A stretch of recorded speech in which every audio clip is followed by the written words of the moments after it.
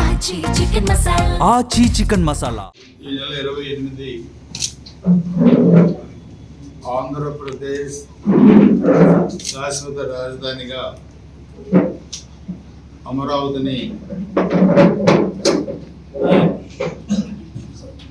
అసెంబ్లీలో ఏకగ్రీవ తీర్మానం చేసి కేంద్రానికి పంపించి దానికి ఒక చట్టబద్ధత కల్పించాలన్న దాంట్లో గౌరవ ముఖ్యమంత్రి చంద్రబాబు నాయుడు గారు, ఉప ముఖ్యమంత్రి పవన్ కళ్యాణ్ గారు, భారతీయ జనతా పార్టీ 3 పార్టీల ఎన్డీఏ కూటమి ఆంధ్రుల ఆత్మగౌరవం పెరిగే విధంగా 19-24 మధ్య నడిపిన 3 ముక్కలాట, ఒక అరాచకమైన వైసీపీ ప్రభుత్వ విధానాలకి విసిగెత్తిపోయిన ఆంధ్రప్రదేశ్ ప్రజానీకం, అమరావతి రైతులు అసభ్యకరమైన భాష, భూములు ఇచ్చి అనరాని మాటలు అనిపించుకోవటం, సోషల్ మీడియాలో ఇష్టారాజ్యంగా తిట్టడం, అది వేసేల రాజధాని అని చెప్పి ప్రచారం చేయడం, వాళ్ళు ఇష్టారాజ్యంగా పేపర్లు, టీవీ డిబేట్లో చెప్పేయడం, ఇవన్నీ కూడా చూస్తే ఒక అసహ్యమైన పరిస్థితి కల్పించారు. అంటే మేము అడిగేది ఏంటంటే, ఏ రాష్ట్రానికైనా ఒక రాజధాని, ఏ దేశానికైనా రాజధాని, ఇది మన ప్రపంచం మొత్తం కూడా మనకుంది. ఉమ్మడి ఆంధ్రప్రదేశ్కి హైదరాబాదు రాజధానిగా ఉండేది. దాన్ని అభివృద్ధి చేసింది కూడా ఉమ్మడి ఆంధ్రప్రదేశ్ ముఖ్యమంత్రిగా ఉన్నప్పుడు చంద్రబాబు నాయుడు గారు.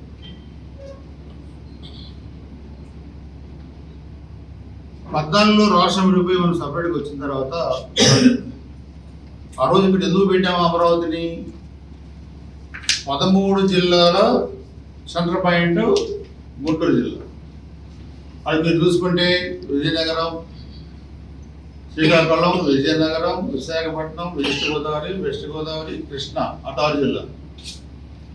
ఇటు చూసుకుంటే చిత్తూరు, కడప, కర్నూలు, అనంతపురం, నెల్లూరు, ప్రకాశం, 6 జిల్లా. 13 జిల్లాల రాజధానిలో సెంటర్ పాయింట్ గుంటూరు జిల్లా. అక్కడ విశాఖపట్నంలో పెడితేనో, తిరుపతిలో పెడితేనో ఈ చివరో ఆ చివరో ఉండేది.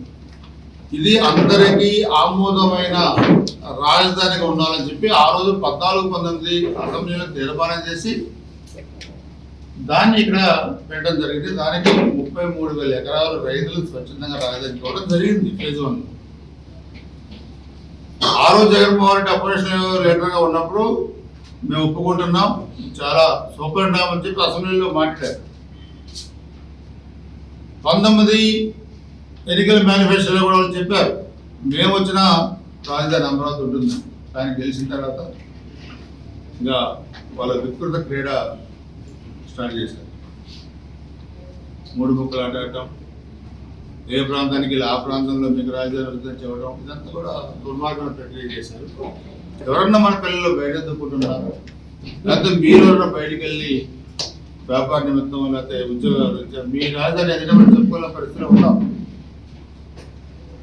అందరి దీవెనలతోని మరలా 24లో అధికారులకు వచ్చిన ఎన్డీఏ ప్రభుత్వం దీనికి శాశ్వత హక్కు కల్పించేదానికి ఒక చారిత్రాత్మకమైన తీర్మానం 28 అసెంబ్లీలో పెట్టి పంపడం జరిగింది. దానికి వీళ్ళు 11 మంది ఎందుకు హాజరు కాలేదు వైసీపీ వాళ్ళు? మీరు రాజధానికి వ్యతిరేకమా, అనుకూలమా చెప్పారు కదా వచ్చి. ఇప్పుడు మేము రాజధానికి వ్యతిరేకం చెప్పండి, వ్యతిరేకం. అనుకూలం అని చెప్పండి. అంటే రాలేదు కాబట్టి మేము వ్యతిరేకం రాజధాని. సో రాజధాని లేని రాష్ట్రంగా చూడాలనుకునే మీరు వై నాట్ 175 అని అహంకారంతో విర్రవీగిన మీరు, ఆంధ్రప్రదేశ్ రాష్ట్ర ఆర్థిక వ్యవస్థని పతనావస్థకు తీసుకెళ్లిన మీరు, ప్రకృతి కన్నెర చేస్తే మీరు 150 నుంచి 11కి వచ్చారు.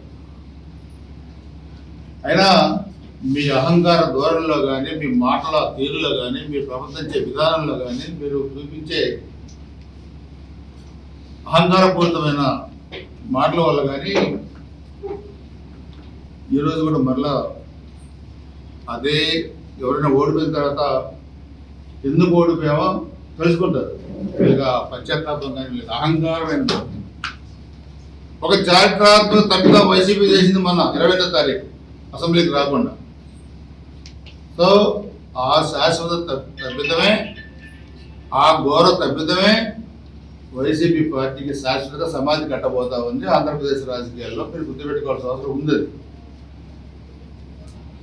రాజధానికి కట్టలేనోడు, సమర్థించలేనోడు, తల్లిని చెల్లిని బదారణ పెట్టినోడు, బాబాయిని గొడ్ల పడుతుందని చెప్పి గుండెపోటని చెప్పినోడు, వాడు సమాజాన్ని పరిపాలించే అర్హత ఎక్కడుందని అడుగుతున్నాను జగన్మోహన్ రెడ్డి గారు. వైసీపీ మాట్లాడే విధానం, తల్లిని చెల్లిని మాట్లాడే విధానం, అది వివేకానంద రెడ్డి కూతురు సునీత, ఆ పోరాటం ఏంటి? నిస్సహాయంగా సుప్రీంకోర్టులో పోరాటం చేస్తుంటే ఏమి చేయలేని పరిస్థితుల్లో వాళ్ళు మేనేజ్ చేస్తున్న వ్యవస్థలు. సో ఇది ఘోర తప్పిదం. ఆంధ్రప్రదేశ్ ప్రజానీకం మొన్న చేసిన తీర్మానానికి కూడా చాలా హర్షాతిరేకాలు, ఆనందం వ్యక్తం చేశారు. ఇది రేపు ఎల్లుండిలో పార్లమెంట్లో పెట్టి దీనికి చట్టబద్ధత కల్పించబోతుంది. పార్లమెంటు చరిత్రలో ఒక రాష్ట్ర రాజధానికి చట్టబద్ధత కల్పించే బిల్లు ప్రవేశపెట్టదు. ఇది చరిత్రలో మొదటిసారి ఇండియాలో. ఇది ఈ గౌరవ ముఖ్యమంత్రి చంద్రబాబు నాయుడు గారి ద్వారా, ఎన్డీఏ ప్రభుత్వం ద్వారా ఆంధ్రప్రదేశ్ దక్కిందని సంగతి కూడా మేము అందరికీ తెలియజేస్తున్నాం. మన గురజాల నియోజకవర్గానికి రాజధాని గంట ప్రయాణంలో ఉంది. ఒకప్పుడు మనం హైదరాబాద్ పోవాలన్న దూరమే, లేదా ఎక్కడో విశాఖపట్నం ప్రాంతంలో పెట్టాలన్న దూరమే. ఇక్కడ రాజధాని మన పక్కన ఉంటే ఇలా క్వాంటమ్ పోవాలి. ఎన్నో విద్యాలయాలు, యూనివర్సిటీలు, హాస్పిటల్స్,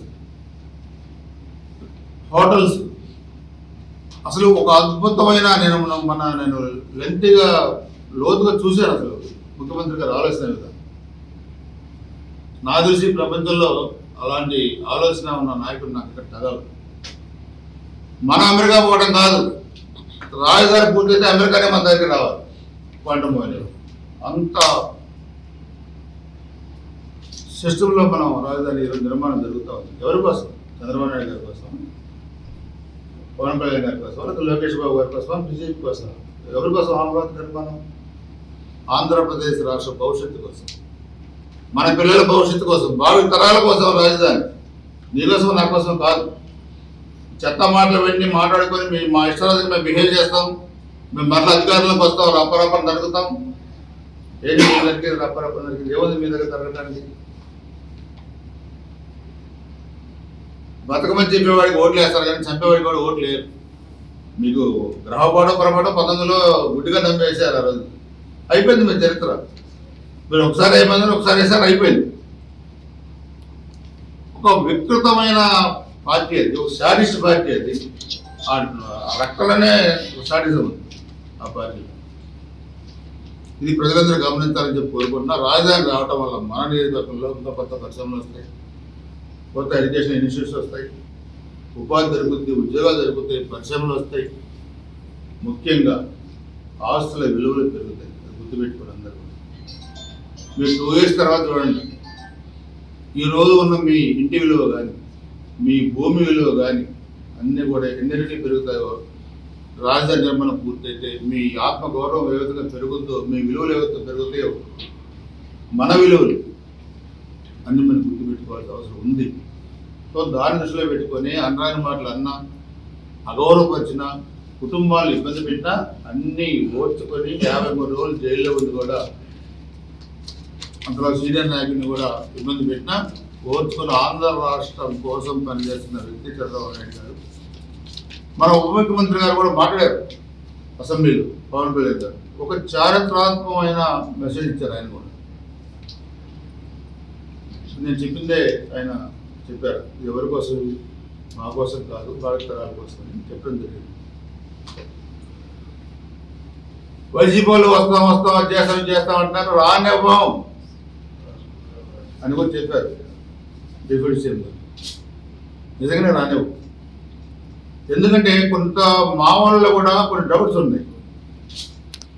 వీళ్ళు ఏమైనా పొరపాటున వస్తారేమో, మళ్ళీ ఏమన్నా రాష్ట్రం దోషం అయితేమో రాదు. ఎందుకంటే అనేకమైన రాజకీయ పరిణామాలు ఎన్డీఏ ప్రభుత్వానికి అనుకూలంగా భవిష్యత్తులో మారబోతా ఉన్నాయి. ఇది మీరు గుర్తుపెట్టుకోవాలి. దానిలో భాగంగా డీలిమిటేషన్, మహిళా రిజర్వేషన్ బిల్లు, అసెంబ్లీ సంఖ్య పెంపు, ఇవన్నీ కూడా ఎప్పుడు కూడా అధికార పార్టీకి అనుకూలంగా ఉంటాయి. సో భవిష్యత్తులో నాకు తెలిసి 29లో కాదు కదా, ఎప్పుడు కూడా భవిష్యత్తులో వైసీపీ పార్టీ అధికారులకి రాబోదు. ఇది అక్షర సత్యం, అందరూ తెలుసుకోవాల్సిన ఇష్యూ కూడా మీకు తెలియజేస్తా ఉన్నాను. ఇకపోతే నిన్న మనం ప్రారంభం చేసుకున్న టీడీపీ హౌసెస్, ఇది మనం 6,000 ఇళ్ళు మనం 14-19 మధ్య మనం శాంక్షన్ తెచ్చాం. దానిలో 19లో ప్రభుత్వం మారిన తర్వాత సగాన్ని కుదించారు, 2,890కి కుదించారు, 50%. దానిలో నిన్న కొన్ని ప్రారంభోత్సవం చేసుకున్నాం. 1 or 2 monthsలో మొత్తం కూడా కంప్లీట్ అయ్యి ప్రోగ్రెస్ చేస్తాం. రంగులు మాత్రం వేసుకున్నారు బ్రహ్మాండంగా, ఇల్లు మాత్రం పూర్తి చేయలేదు. వాటిని లోన్లు పెట్టి తాకట్టు పెట్టి డబ్బులు తెచ్చుకున్నారు, మళ్ళీ వాళ్ళు పూర్తి చేయకుండా. ఇది ఒక దుర్మార్గం ప్రయత్నం. అసలు వీళ్ళ ఆలోచనలు, ఇంత క్రిమినల్ ఆలోచనలు వస్తున్నందుకు వీళ్ళు మనం స్టడీ చేయాలి. ఎట్లా వస్తున్నాయి వీళ్ళకి ఆలోచనలు, ఇన్ని విధ్వంసకర ఆలోచనలు ఎలా వస్తున్నాయి. యూనివర్సిటీ మెడికల్ కాలేజ్, ఈ మెడికల్ కాలేజీ 2019 ఎన్నికలకి కొద్దిగా ముందే ఆ రోజు కేంద్ర ప్రభుత్వం అనౌన్స్ చేసింది.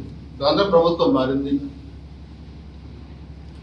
సెంట్రల్ గవర్నమెంట్ స్టేట్ గవర్నమెంట్ తో ఈ మెడికల్ కాలేజీ నాబార్డ్ నిధులు కొన్ని, స్టేట్ గవర్నమెంట్ నిధులతో కొన్ని స్టార్ట్ చేశారు. ఖర్చు పెట్టింది మొత్తం కూడా ఈ ప్రభుత్వం రాకముందు కేంద్ర ప్రభుత్వం నిధులు ఖర్చు పెట్టారు. స్టేట్ గవర్నమెంట్ నుంచి రూపాయి కూడా ఇవ్వలే. రోజు మాత్రం మేము 90% చేసాము, 80% చేసామని సోషల్ మీడియాలో పెట్టారు. మిమ్మల్ని తీసుకొని వెళ్ళా మెడికల్ కాలేజ్, అధికారులు చెప్పారు 28% పూర్తయింది. మరలా మొన్న మాకు అసెంబ్లీ జరిగేటప్పుడు ముఖ్యమంత్రి గారు పిలిచి మమ్మల్ని అని చెప్పారు, ఈ సంవత్సరం నుంచే మన మెడికల్ కాలేజీ అడ్మిషన్స్ స్టార్ట్ కావాలి, 100 MBBS సీట్లు అంత ఉరుకులు బరువులు పెట్టిస్తాము అధికారులతో. మొన్న హెల్త్ సెక్రటరీ గారు, కలెక్టర్ గారు వచ్చారు, నిన్న కలెక్టర్ గారు మేము వెళ్ళాం. మళ్ళీ 7వ తారీఖు ఏప్రిల్ 7 ఇన్ఛార్జ్ మంత్రి గుట్టిపాటి గారు, మన ఎంపీ శ్రీకృష్ణ గారు, పబ్లిక్ కూడా పిలుస్తున్నారు. ఏప్రిల్ 15కి ఓపీ స్టార్ట్ చేయాలని, మే 15కి హాస్పిటల్ స్టార్ట్ చేయాలని ఒక టైం బాండ్ పెట్టుకున్నాం. పూర్తి చేస్తాం. కానీ ఎంత తపన పడ్డారంటే ఈ మెడికల్ కాలేజ్ పూర్తి కాకూడదు, ఇది పీపీపీలో కావాలా, ఇది మేము రాజకీయం చేయాలా. అసలు వీళ్ళ ఆలోచనలు మనుషులు ఎక్కడ చచ్చిపోతారో పోయి ఎక్కడ ఫోటోలు చూద్దాం అన్నట్టుంది రాష్ట్రంలో. అభివృద్ధి జరగకూడదు, విధ్వంసం జరగాల, మేము వెళ్ళి పరామర్శ పోవాలా, అక్కడ జనం చచ్చిపోవాలి మళ్ళీ. ఇది చాలా విధ్వంసకరమైన పరిణామం. నేను గుజరాత్ నియోజకవర్గం తరఫున ముఖ్యమంత్రి గారికి మనస్ఫూర్తిగా ధన్యవాదాలు తెలియజేస్తాను. ఈ రాష్ట్రంలో ప్రభుత్వ ఆధీనంలో నడిచే మెడికల్ కాలేజీ, మన మెడికల్ కాలేజీ, అది ముఖ్యమంత్రి గారు మనకి అవకాశం, ఒక 32 సంవత్సరాల అనుబంధం నాకు ఎంతో ఉంది కాబట్టి, సాధించడం ఎంతో ఉంది కాబట్టి, మన నియోజకవర్గం మీద ప్రధానమైన ప్రేమతో దీన్ని మనకి గవర్నమెంట్లో నడిపే విధంగా మనకి 500 కోట్ల రూపాయలు ఇచ్చి శాంక్షన్ చేసినందుకు ముఖ్యమంత్రి గారికి ధన్యవాదాలు తెలియజేస్తాను. అది నచ్చదు. నిన్న మన సోషల్ మీడియాలో పెట్టారు, తాత నాగతం సాగరంట మనడే మెడికల్ కాలేజ్. ఏంటిది అంటే చెప్పుకోవడానికి కూడా ఒక అర్హత కానీ, బిడియం కానీ, ఎవరు అనుకుంటారోనని ఇది కూడా లేదు. మీరు ఎలా చెప్పుకుంటారా మెడికల్ కాలేజ్ పూర్తి చేయకుండా? స్టేట్ గవర్నమెంట్ కింద మీరు 5 సంవత్సరాలు ఒక రూపాయి ఇవ్వకుండా మెడికల్ కాలేజీ గురించి మీకేం హక్కుందని అడుగుతున్నా. ఓడిపోతే రాజకీయ సన్యాసం తీసుకుంటానన్న వ్యక్తులు పొలిటికల్గా డిస్క్వాలిఫై అయిన వ్యక్తులు మాట మీద నిలబడింది. మాట్లాడే నైతిక తక్కువ ఉందా? మీరే ఒకసారి గుండె మీద చేయబెట్టుకొని చూసుకోండి. ఇవన్నీ మీరు మీడియాలో మాట్లాడేది, సోషల్ మీడియాలో మాట్లాడేది. తాతనాగరం సాగర్ అన్నారని మీ ప్రెస్లో పెట్టాడు. తాతగారి విగ్రహానికి రంగులు కూడా వేయలేపారు. మేము అప్పట్లో ఉన్నప్పుడు చూసాం. అంటే మీకు అసలు ఏమి ఉండవు అనమాట. ఏదో పోవటం, చేయడం, చెప్పుకోవటం. మన క్వాంటమ్ వాల్యూ వచ్చినా, లేకపోతే గూగుల్ వచ్చినా, లేకపోతే ఇన్ఫోసిస్ వచ్చినా, లేకపోతే ఇంకోటి వచ్చినా చంద్రబాబు నాయుడు గారి ముఖారు ఉందని చూసి ఎవరు వస్తారు? నేనే తెచ్చానని చెబుతున్నా. జగన్మోహన్ ఏదో 6 అడుగులు ఇంటర్ ఆయన ఏదో ముఖారు ఉందని చూడండి వస్తారా ఆంధ్రప్రదేశ్ రాష్ట్రానికి? నీకు సబ్జెక్ట్ లేదు. ఏదో దురదృష్టం ఒకసారి ముఖ్యమంత్రి అయ్యావు అంతే. నువ్వు ఎవరితో మాట్లాడాలి, ఎలా ఈ పరిశ్రమలు ఏం తేవాలా, ఎవరితో అప్రోచ్ కావాలా? ఉన్న పరిశ్రమలు వెళ్ళబట్టారు మీరు. అంటే మాట్లాడే విధానం బాధకరం అంటున్నా. ముఖారు ఉందేం ఏంటి? నేను ముఖమే నువ్వు నీ ముఖం కూడా చెప్పాలంటే నువ్వు నవ్వుతావు, వేస్తావు తెలిసినట్టుగా చెప్పాలి. నేను చెప్పలేదు, మీరు చెప్పాలండి. కానీ అది కరెక్ట్ కాదు. రాజకీయాలు వ్యక్తిగత దోషణలు. అసలు అసెంబ్లీలో నేను అచ్చెన్నాయుడు గారు మాట్లాడుతుంటే ఈరోజు నాకు కళ్ళప్పుడు నీళ్ళు వచ్చింది. అంటే మేము అసెంబ్లీ లేవు ఆ రోజు, 1924 నేను లేను. ఆయన అన్న మాటలు, ఆయన అన్న భాష, ఈ రాజధాని మీద కౌన్సిల్లో జరిగేటప్పుడు ఆయన పైకి కూర్చొని చూస్తుంటే పక్కన వైసీపీ ఎమ్మెల్యేలు కూర్చొని ఆయనకి కాళ్ళు దగ్గర కూర్చొని కాళ్ళు ఒకటం, అసభ్యకరంగా మాట్లాడటం. ఏంటి? ఎవరిచ్చాడు మీకు హక్కు? ఈ రాష్ట్రం మీ అయ్యే జాగీరా ఉన్నా? ఆంధ్రప్రదేశ్ రాష్ట్రం జగన్మోహన్ రెడ్డి జాగీరా, వైసీపీ జాగీరా? ఎక్కడ మీకు? మీరేం చేయగలుగుతారు, మేమేం చేయలేము. మా నాయకత్వం మమ్మల్ని వద్దంటుంది, మేము కూడా వద్దనుకుంటున్నాం. ఇది సిచ్యువేషన్. గీత దాటితే చాలా ఉంటాయి పరిస్థితులు. మీలో అంత మగడు డౌలు లేడు రాష్ట్రంలో. ఏముంది మీ దగ్గర? జగన్మోహన్ దగ్గర ఏముంది, మీ దగ్గర ఏముంది? నాకు మాకేం చేత కాదు. ఇప్పుడు కూడా భాష మార్చుకోవట్లేదు, రెచ్చగొట్టే మాటలన్నీ. 1920 ఇక్కడ ఏం జరిగింది? నియోజకవర్గంలో ఎంతమంది వచ్చి కొత్తకు వచ్చారు? మేము మాకు అధికారం, మాది అధికారం కదా, మేము చేయలేమా? ఎందుకు వదలకుండా మేము డెవలప్మెంట్ సైడ్ ఎందుకు పోతాం? మేము అంటే ఏదో చేయాలా, దాన్ని మీరు అస్త్రాలుగా మార్చుకోవాలా?